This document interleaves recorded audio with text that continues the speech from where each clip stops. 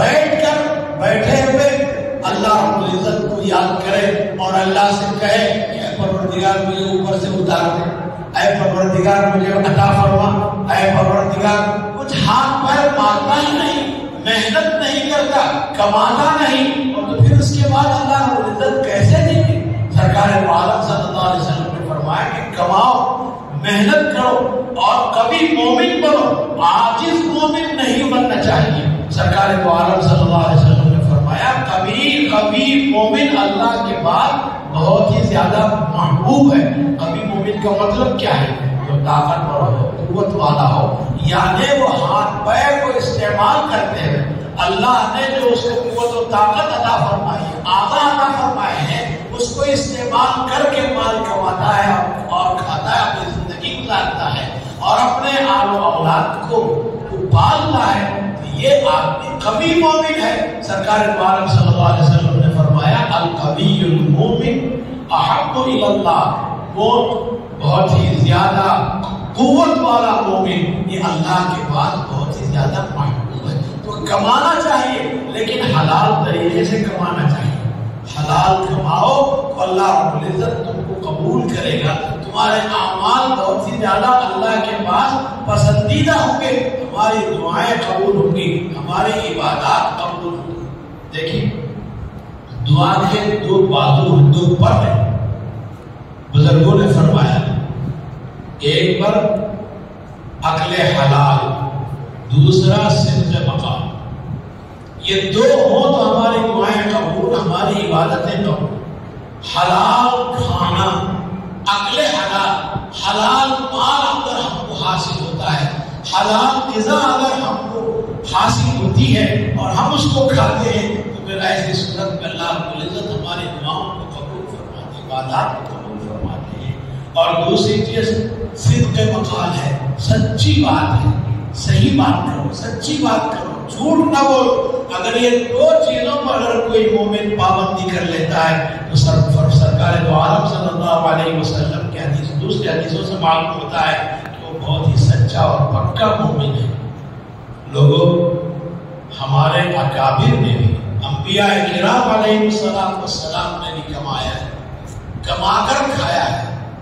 وہ جو حضور نے فرمایا کہ طلب کسب الحلال فریضۃ بعد الفریضہ، کمانا چاہیے، تو حضرات انبیاء کرام علیہ السلام نے بھی کما کر کھایا ہے، اپنے ہاتھوں سے محنت کر کے انہوں نے حاصل کیا ہے۔ حضرت آدم علیہ السلام کے بارے میں فرماتے ہیں کہ حضرت آدم علیہ السلام کھیتی کرتے تھے اور زمین میں بیج بوتے تھے، جب غلہ اگتا تھا تو خود اپنے ہاتھوں سے اس کو کاٹتے تھے اور بیجوں کو وہ خود پیستے تھے اور اس کا آٹا گوندتے تھے اور پھر خود ہی روٹی بناتے تھے اور پھر تراویح فرماتے تھے۔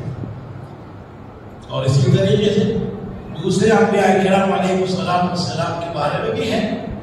حضرت ابراہیم علیہ السلام بادشاہ فروش تھے، کپڑا بیچتے تھے، اس سے مال حاصل کرتے تھے اور اس کو خود بھی کھاتے تھے اور دوسروں کو کھلاتے تھے۔ حضرت نوح علیہ السلام نجاری تھے، کارپینٹر تھے اور پھر وہ اس کے ذریعے محنت کر کے کماتے تھے۔ حضرت داؤد علیہ السلام کے بارے میں ہے کہ وہ زرع بناتے تھے، اس کو بیچ کر اپنا گزر معاش کرتے تھے۔ تمام انبیاء کرام علیہ السلام کا یہ حال ہے، تمام انبیاء کرام علیہ السلام کا یہ حال ہے۔ آدمی اگر حلال مال کھاتا ہے تو میں نے کہا کہ بہت سی خصوصیات اس کے اندر پیدا ہو جاتی ہیں۔ حضرت سعد بن ابی وقاص رضی اللہ تعالیٰ عنہ نے ایک مرتبہ سرکار دو عالم صلی اللہ علیہ وسلم سے عرض کی، عجیب بات عرض کی سرکار کے سامنے۔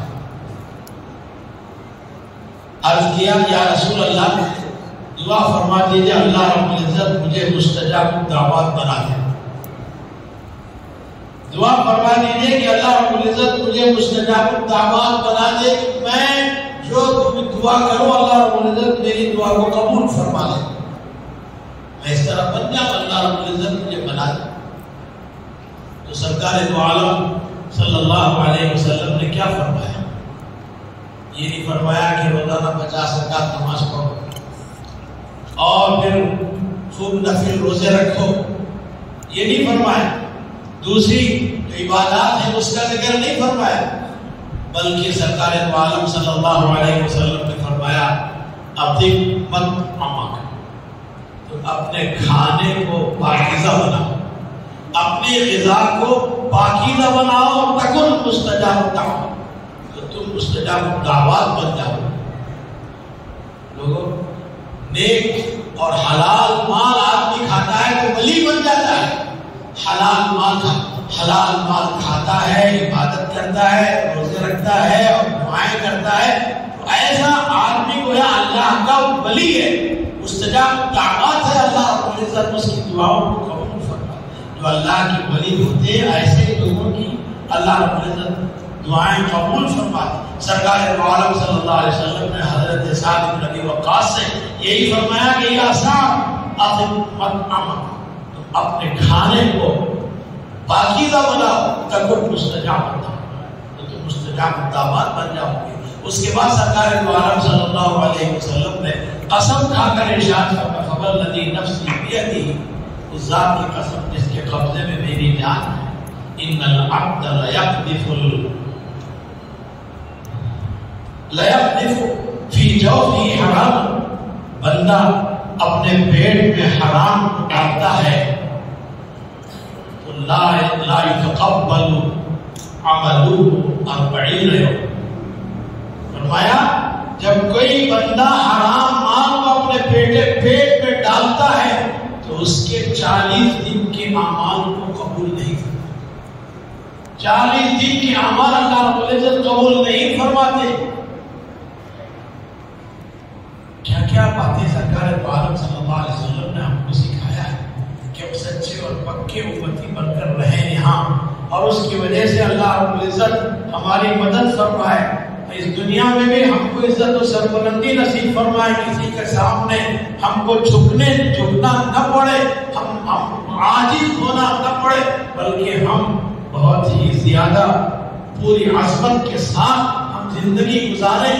اس کے لیے اسباب کیسے کیسے سرکار دو عالم صلی اللہ علیہ وسلم نے ہم کو بتائے.